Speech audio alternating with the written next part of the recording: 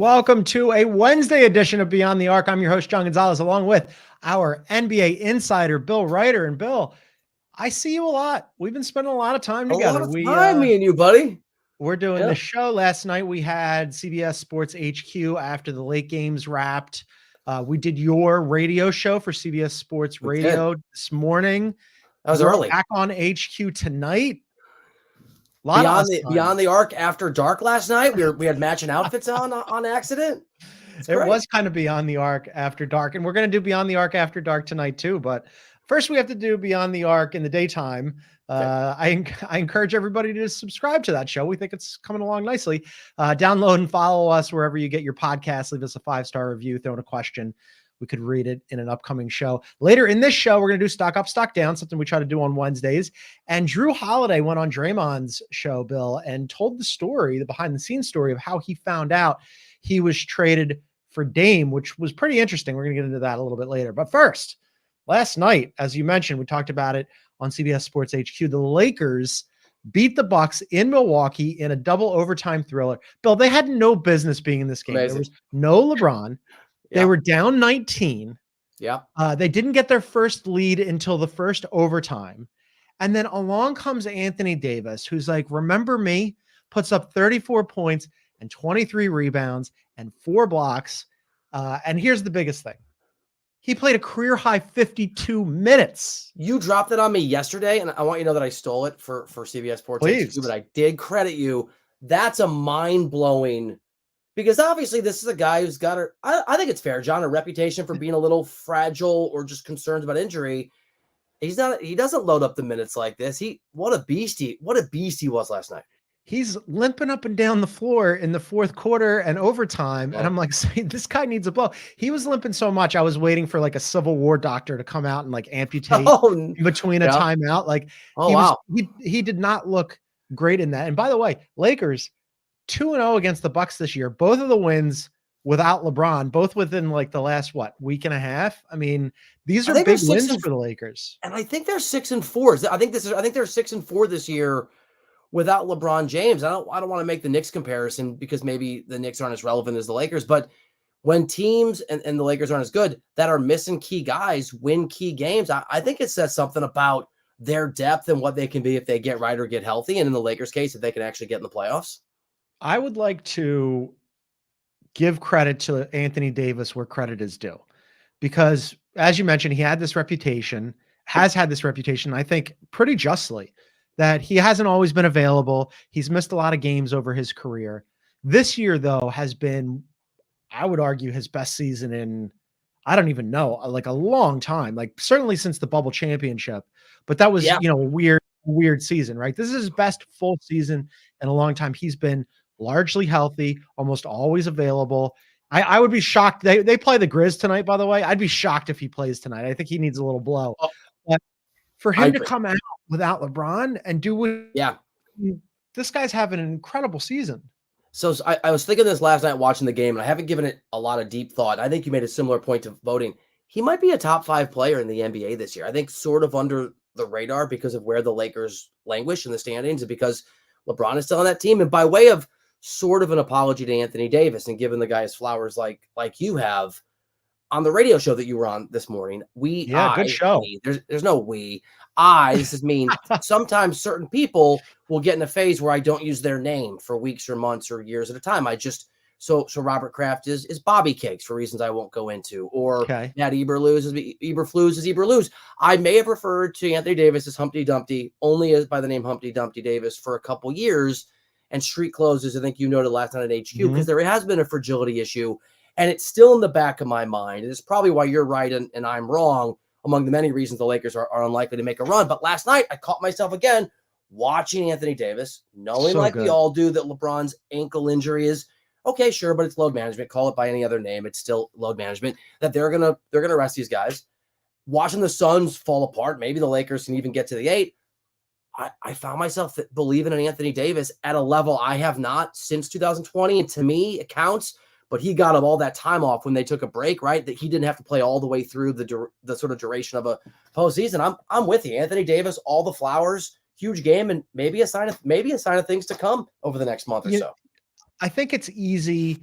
you look at what he did offensively and certainly on the glass, right? Without LeBron James last night, where he puts up 34 points and then he has 23 rebounds, which is pretty Yeah. ridiculous. So for him to do that and take that much of a load on his shoulders, really impressive.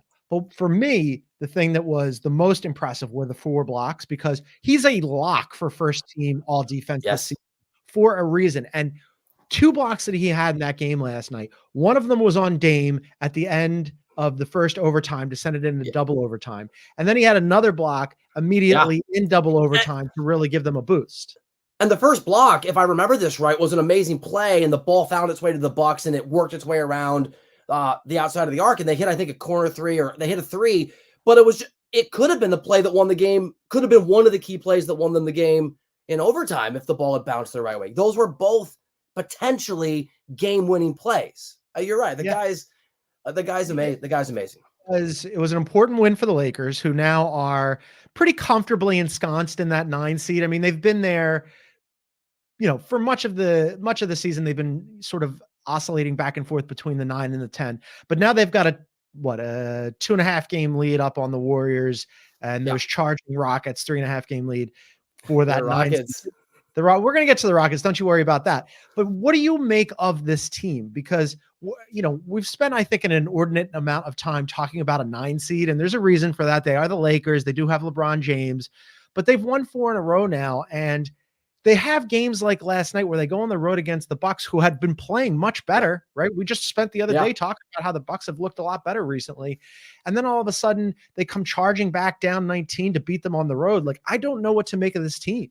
So can we just hand out all the flowers, like basketball, Valentine's Day in March? I want to single out Austin Reeves and D'Angelo Russell for the way that they played down the stretch. Huge games. And I want to go back to my time covering LeBron. So here's a dork alert, but a lot of times, instead of watching the game on whatever the broadcast is, I'll try to find it. If TNT has this TNT overtime thing, it's a different camera angle. It doesn't have announcers, but it has a hot mic, so you can pick up a lot of chatter. Sometimes it's a cool way to watch the game, because you can listen to guys swearing at each other, talking to each other, directing each other, and it'll stick after the commercial break sometimes. And there was a play at the John, remind me, I think it was overtime, might have been double overtime, where Rui Hachimura had a chance on a Bucks missed shot to basically grab the ball and finish the game, and he just kind of lost it, right? He just kind of lost the ball, and the Bucks got it, and they scored. And after that, on this sort of alternate broadcast I was watching, LeBron made a beeline for him. It was still on the live feed, and went at him a little bit, right? LeBron in street clothes, like, you got to be better. And Rui just kind of was kind of sunk. And I think sometimes people don't realize the intensity that LeBron James brings. And even when he's been on a team for a while, and guys obviously look up to him, there is, I think people are intimidated sometimes. I think there's or maybe sometimes people don't like being told what to do by colleagues. Maybe that's it. But there's just an effect he has on guys. I've seen superstars kind of struggle with that. And so I was watching that, and I was thinking about LeBron's not playing. They need the game. He's there acting like a coach. And Reeves and D'Lo play at that level under that pressure on the road with, I think, added point, this sort of intense LeBron James factor that does impact guys. To me, that's a mental toughness. Look, there's other things. To answer your question, I think those two guys and how they performed, and AD and what we've talked about, plus LeBron when he's playing, maybe there's something there, because there is a mental toughness, and there is, I think, some grit and some experience that we saw and that transfers to the playoffs that go beyond the Lakers' 2 stars. The mental toughness thing is interesting because, as I mentioned, they had no business being in that game. They could have quit on that game 12 different times, right? I mean, 19 with 8 minutes left. Is that what it was? Yeah, Crazy. You're on the road. You have a back-to-back because you're playing against Memphis tonight. That's a game that you think you can definitely win, right? Bucks are playing better. As you mentioned, they have a massive lead. And here's another thing that I found. I was just in the course of just prepping for the show here. Best offensive rating in the NBA this season in the fourth quarter, the Milwaukee Bucks. Wow. So you're playing a team that's over the whole awesome. Season. Over the whole season. Coaches. That's super interesting. Over the whole season with both coaches, you're playing a team that's been killer offensively in the fourth quarter. And you not only do you not quit, but to the mental toughness idea, you just come charging back. Really impressive. Real quick, I want to do this before we move on, because I want to talk about the Mavs. You texted me last night and I don't know that it's entirely fair, but it is funny. It was one of those how did Doc lose that game nights. I don't think I don't lay that one at Doc, but it is a game they should have won. So look, Milwaukee Bucks fans are very happy with me. We're in a really we're in a great space. We're on the Mhm. radio in Milwaukee, so it's been great for me. It's just been great for my self confidence. It's not Doc's fault the way that I think it will be in the playoffs if he reverts back to the guy that is whatever 17-33 in closeout games. We can do all the stats. He has not been good since being in his last finals 14 or 15 years ago as a coach in the playoffs. I think there are reasons for that. Yeah, last night is sort of a one-off, but I do believe, and I don't know if you subscribe to this because we're both into analytics, but you're probably more numbers based than I am even. I do subscribe to the idea, even in basketball, that teams can take on the personalities and the characteristics sometimes of their coaches in crunch time, that there is I do think there's an impact. And I think Doc's a panic kind of coach. I think we have seen that. I think we've seen him throw guys under the bus. And so at a certain point when it started to slip away, if Doc Rivers is the guy on the sideline, I think it increases the odds, maybe only by 15%, that you're going to blow a 19-point lead. Whereas if it's Eric Spoelstra, for example, I might have more confidence it's not going to go that way. So yes, it's not a Doc thing, but he is the coach of the team and he does have a history of it, and it made me laugh. It was interesting to see what happened late in the fourth quarter and then especially in the double OTs because Giannis had a monster night. He had a triple double. He was 29, yeah. 21 and 11 and then 3 blocks, right? And this was another thing that Yes. you pointed out. You're like, hey, what's going on with Giannis? They've kind of gone away from him here. Dame had a really rough shooting night. He went 9 for 29, but in double OT, in both overtimes, they really went to Dame. Now, there's a case to be made where you go, this is what they got Dame for, right? That and he was in those attacking Austin Reeves, to be fair, right? Yeah. Like he was trying to go at Reeves. Yeah. And he was successful creating space. He just missed, not to jump, 3 of 9, 1 of 6 for 1 of 6 from 3-point shot in double overtime. Right. So there's a case to be made for Doc going, no, this is why we got him in the first place. We should go to Dame. But as you mentioned, Giannis was the guy all night, and then all of a sudden Giannis wasn't the guy, and then that's when the game really fell apart for them. How many pick and rolls did they run? Because I should have been keeping track the whole time, but just struck me when were there 2 pick and rolls that they ran with Dame and Giannis in both overtimes? Maybe I'm not sure, but not enough, not nearly enough. I wanted to ask you about this because I know you were watching intently. I've said this the last few days on the pod. I haven't studied it. I haven't looked at the numbers. I haven't asked anybody. It just, to my eye, Dame and Giannis look uncomfortable together. And I think I've said it reminds me of LeBron and Wade, their first 8 or 9 weeks together, but back in the day in Miami. Did it look like that again to me last night, that they're just not on the same page, but maybe I'm seeing what I want to see because I'm a Doc doubter? What'd you see? Maybe. I mean, it definitely looked a little clunky when things got tight.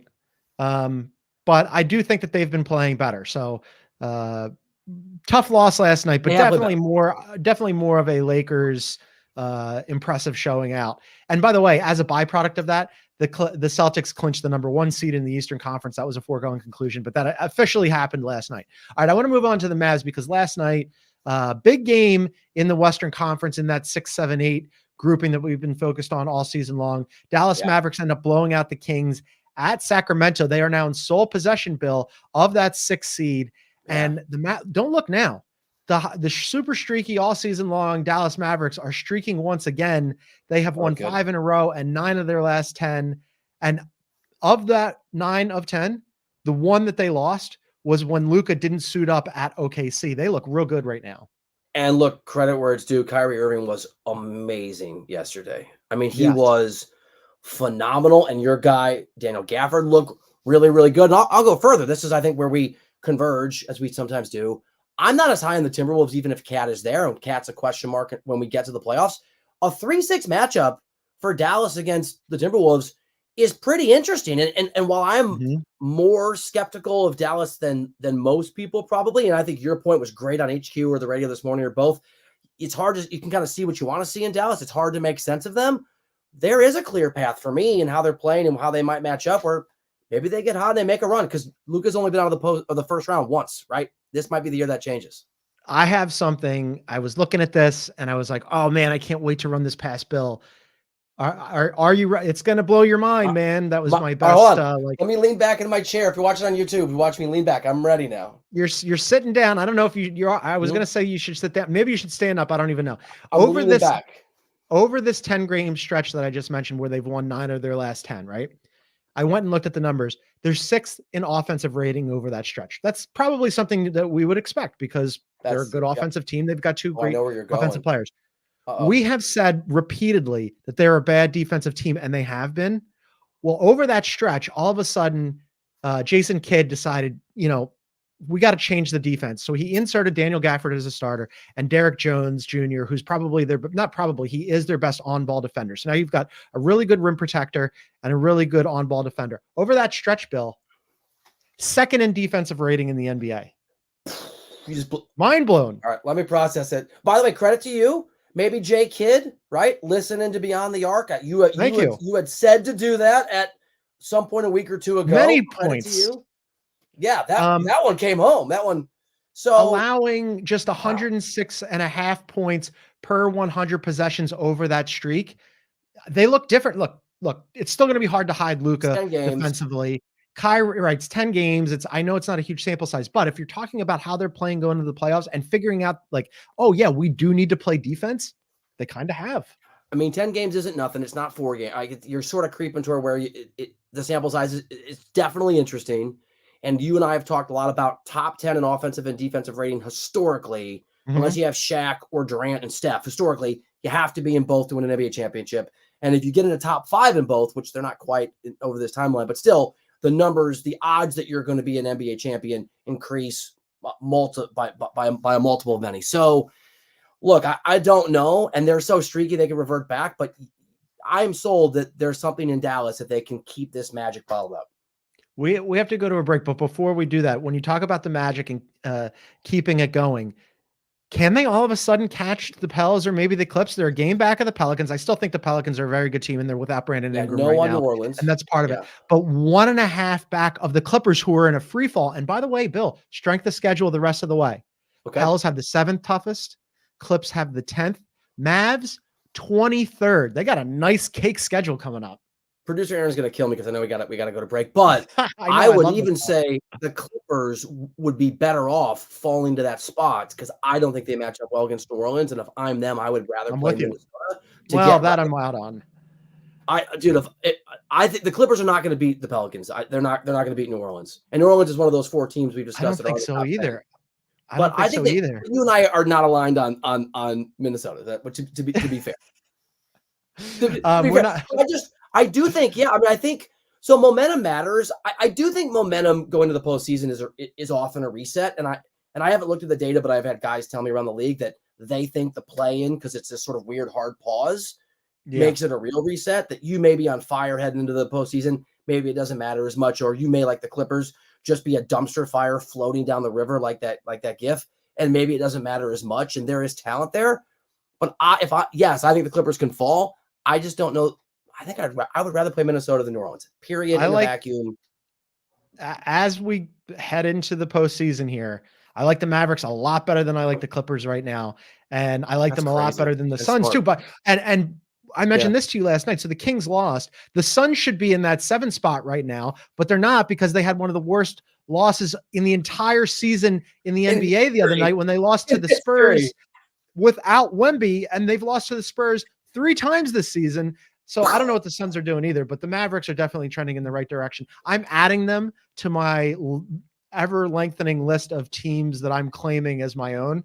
I know you have a lot. I got a long list, and we're going to talk about one of them on the other side. We're going to take a quick break, then we're going to do stock up, stock down, and we're going to do a little talk about those very hot Houston Rockets. That's next.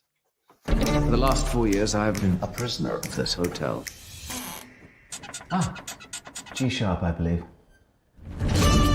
Why are they keeping you here? Why do they let you live? Most of my friends are dead. My house was seized and burned.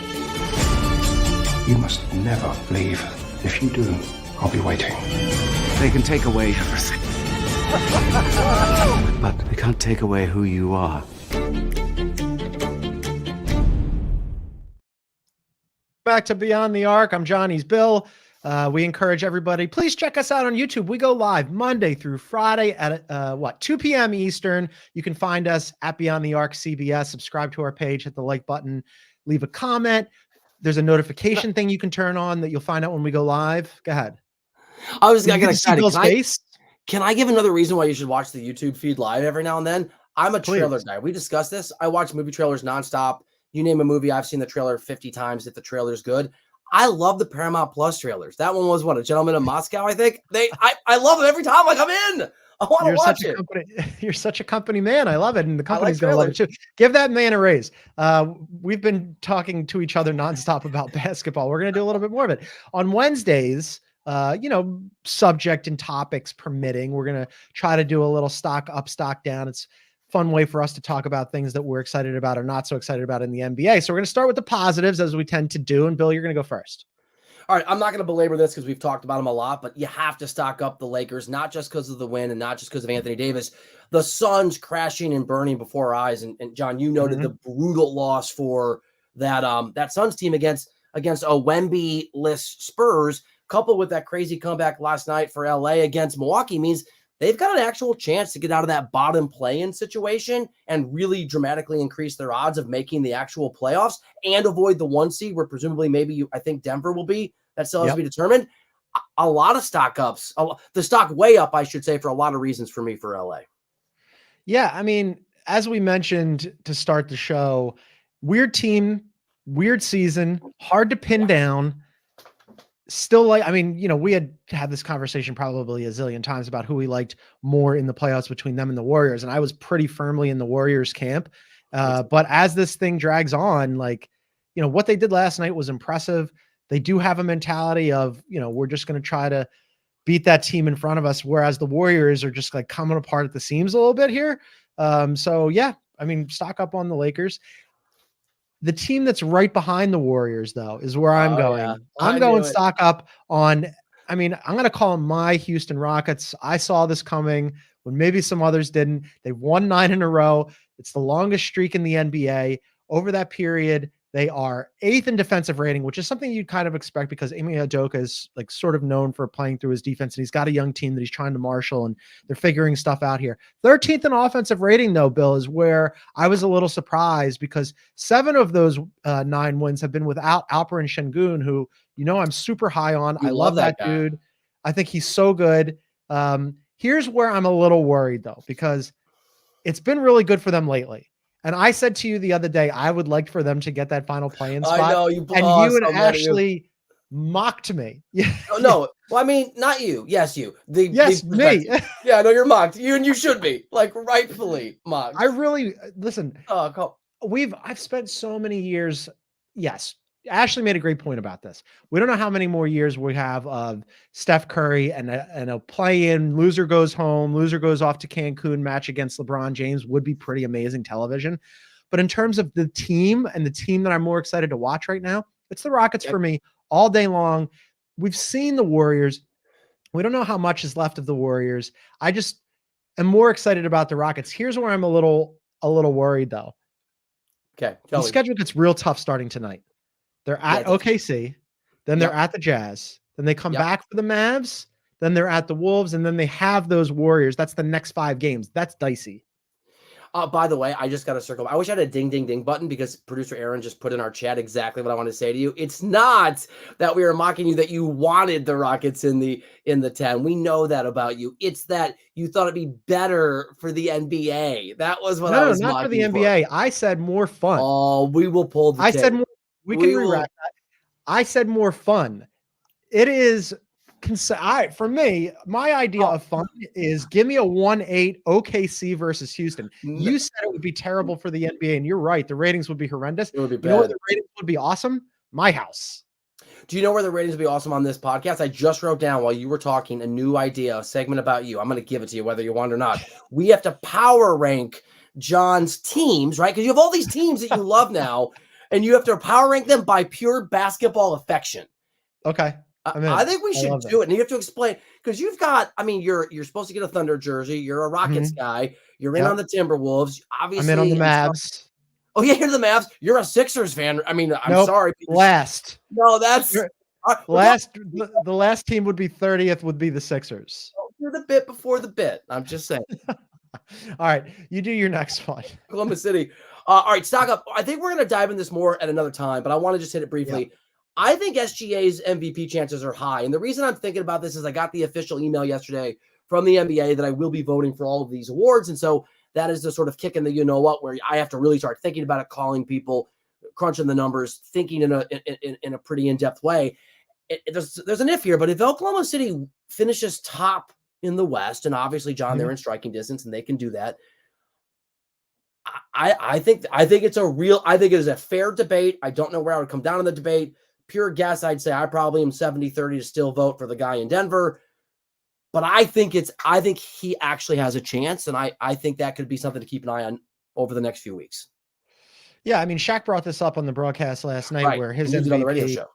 His MVP is SGA, and Shaq says a lot of crazy, outlandish stuff. Everybody on that show does. That wasn't one of them. That was one where I go, good for him for acknowledging. 'Cause sometimes like Shaq misses the forest for the trees, I love it though. I love when he does. Yeah, I do too. I mean, they're the best in the business for a reason. But I thought that was a really astute point by Shaq, that you've got the Oklahoma City Thunder who, Bill, last year they made a 16-game jump in the win-loss column. This year, they could make a similar jump. So you're looking at a better than 30 win total over 2 seasons, which is an outrageous glow up for that team. And the main reason is SGA. It's hands down. He's there every night. He's scoring 30 points. He's leading the youngest team in the NBA. They never blink. They never look like the moment is too big for them. If it is SGA, I don't think it will be. I think it'll be Joker. I still think it should be Joker. But if it is SGA in the next couple of seasons, he's earned it. Yeah, he's a star. And I know we've talked about it. We don't have to belabor it now, but what Sam Presti has done is pretty incredible. The coach really that he has, the star that he has, the assets that he has, it's amazing. All right, I want to do my next one here. I'm going to go with Ty Lue speaking the truth. So they lost to the Hospital Sixers on the weekend. Then the very next game, not only lost, but got smacked. The very next game, they got smacked again against the Pacers, also at home. And what did Ty Lue say? He said, you know what? We're soft. And he is absolutely right. Normally I hear things like soft and I'm like, I'm not so sure about that. But defensive rating wise, when PG and or Kawhi sit, they absolutely fall apart. Like their defensive rating just balloons. Everybody can score against them when one or both of those guys aren't on the floor. And you have to ask what everybody else is doing. And also the inverse of that, Bill, when James Harden is on the floor, they are, not surprisingly, a considerably worse defensive team. What a shocker. Not surprising. They had been in that grouping at the top of the Western Conference. It had been a 4-team race. Like, who's it going to be between those 4 to win the Western Conference? That conversation is long over. Now they're only a half game up on the Pels. They've lost 6 of their last 10. Credit to Ty Lue. Things aren't going well, but at least he's speaking the truth there. Quick stock up to me for wordplay. I love wordplay. Ty got nothing to lose. See what I did there? I'm going to start dropping these in, John. You better buckle up. Love it. All right. I love that. I love candor in coaching. I really do.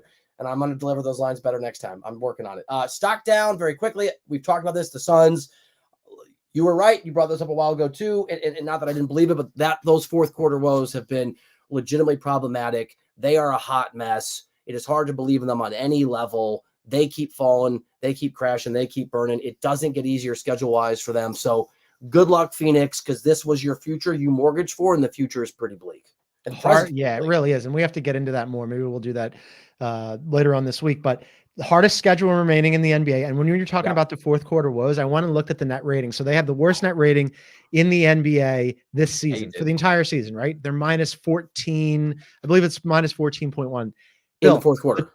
In the fourth quarter. Bill, that's astoundingly bad. It is astounding, but this is even more astounding. The second worst net rating in the entire NBA this season is the Heat at -7. Really? So not only are the Suns, I was going to guess -7. They're double as bad as the second worst team in the NBA in the fourth quarter. That Heat number that's mind blowing. That is 100%. That is a great one. Do I have one more? Oh yeah. Stack down my ability to follow keep the thread in this segment. Hold on, I got one too. Oh, you do, yeah, I get to go too. Stock down real quick on James Harden's courage. So don't forget, over the offseason, he was in China talking about how Daryl Morey is a liar and he was never going to back down and he was never going to do this. He was giving interviews to anybody who would listen. Then he goes to the Clippers and things are going well and he's talking about how good they are. Well, what happened after they lost to the Hospital Sixers, his former team, the other night on his own floor?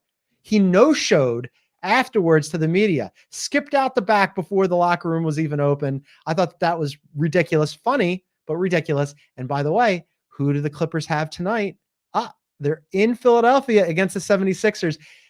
It makes me want to be a Philadelphia media person again, because I used to live for those nights. To These have moments. James Harden come back and have a crack at talking to him about this whole thing, my God, kudos and Godspeed to all my former colleagues. That's going to be a fun night for them. I think you're great. I want to give you your turns. I have to quibble with this one. It's a Go ahead. technicality, but can stock be down on something that's never existed before? Because I don't know that he's ever had courage Nice.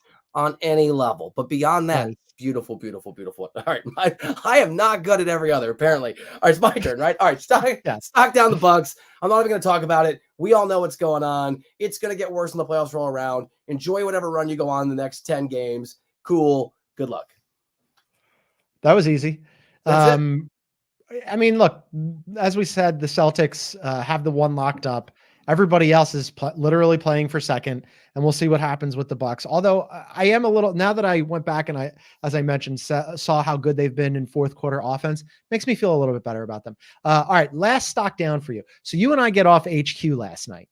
I crack a beer, I sit down, and I start watching the Wales-Poland Euro qualifier, which I know you love soccer. I love soccer. By the way, heartbreaking loss for Wales at home in penalty kicks. But anyway, I'm watching this game, and on the bottom comes along the NBA championship odds on the scroll, right? Bill, the third best odds, according to the odds makers, as I'm watching last night, were the Clippers. The Clippers had better odds than the Bucks, the Thunder, and the Wolves. And I'm like, is anybody who's making these odds watching basketball right now? And then the sixth best odds to win the championship this season were the Suns that you just stocked down. They have better odds than the Knicks, the Mavs, who are on a heater, and we just talked about how good their defense has been, the Wolves, who have had an awesome defense all season long, and the Heat, who made it to the NBA Finals last season out of the play-in. What is happening with these odds makers?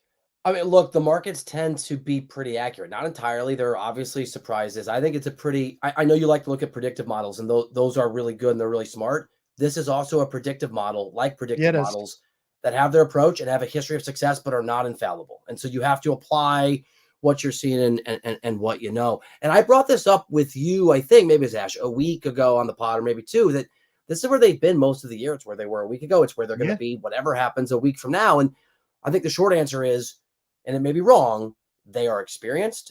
They are mostly healthy. They're going to get healthy.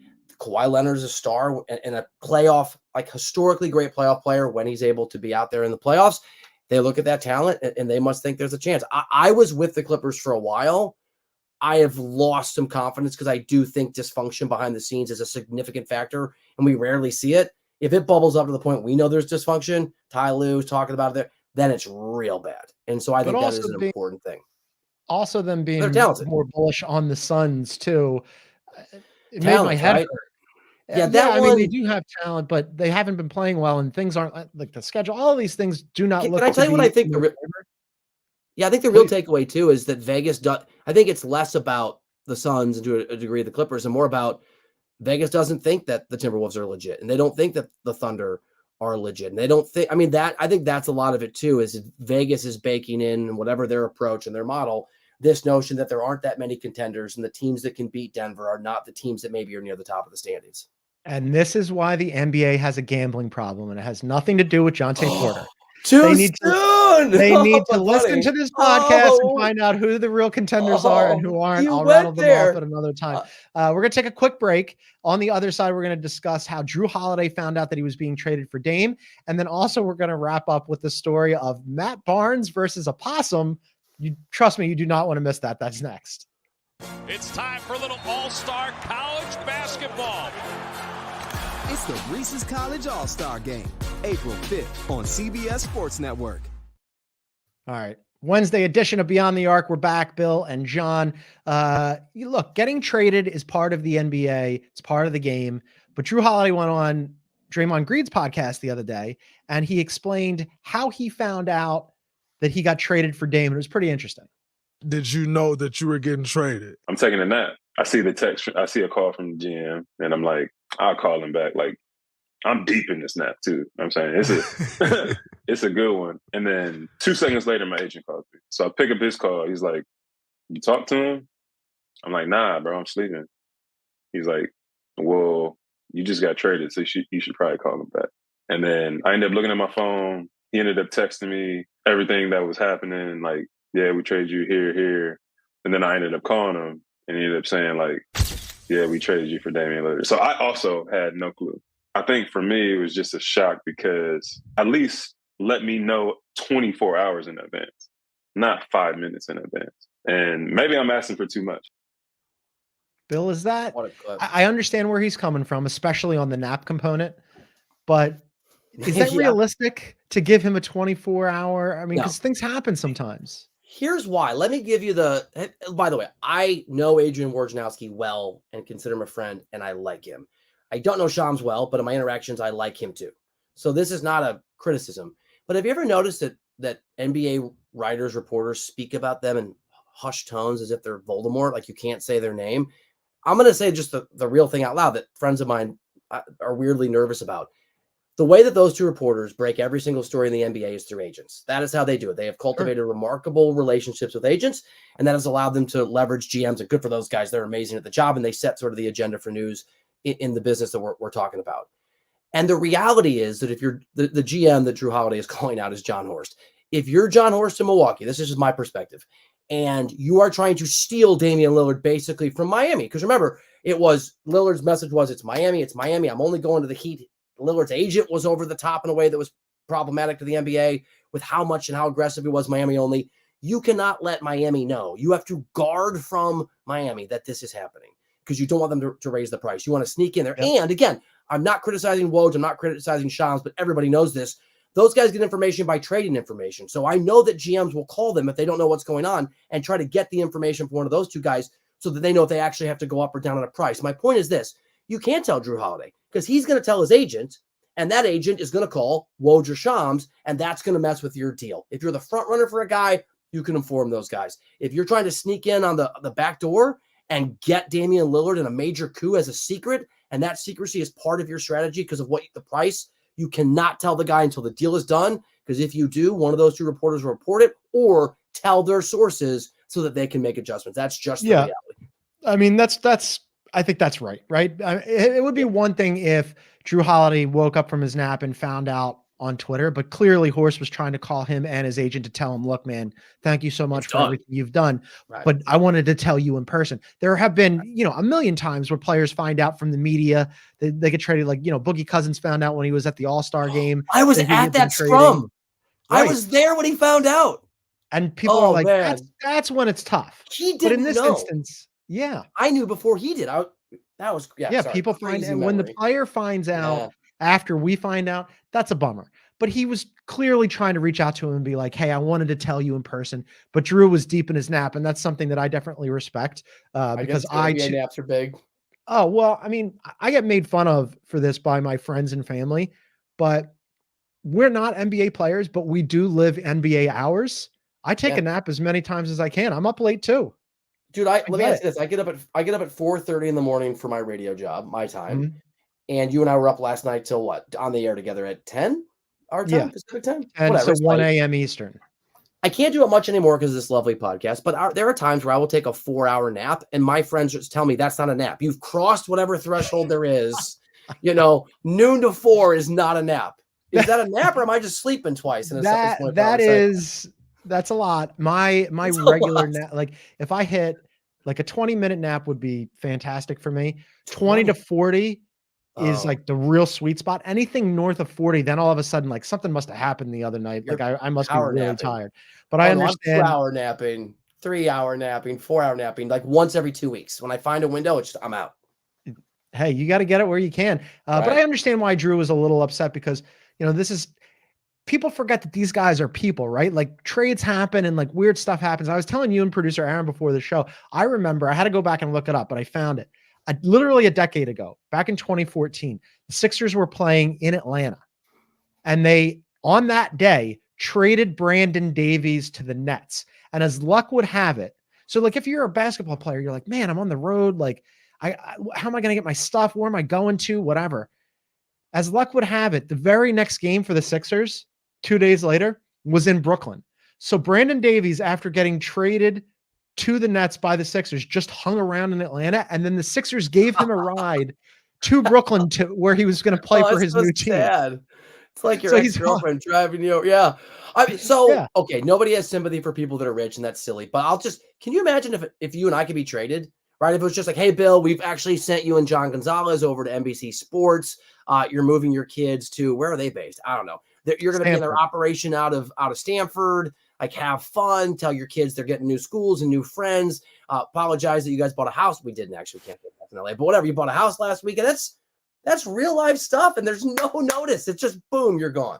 Be hard. I don't know how they deal with it, but it's definitely, to the point that we could sympathize with professional basketball players. That would be one of those points. All right, I want to finish on this. So, former NBA player, now podcaster Matt Barnes, was moving out of his house in Los Angeles, and I super sympathize and empathize with this. So he's moving out of his house in Los Angeles. And all of a sudden, a wild animal got into his house, and he went on Instagram and documented it, and hilarity ensued. I know what bro's trying to do. Came in the old house, and he's here thugging it.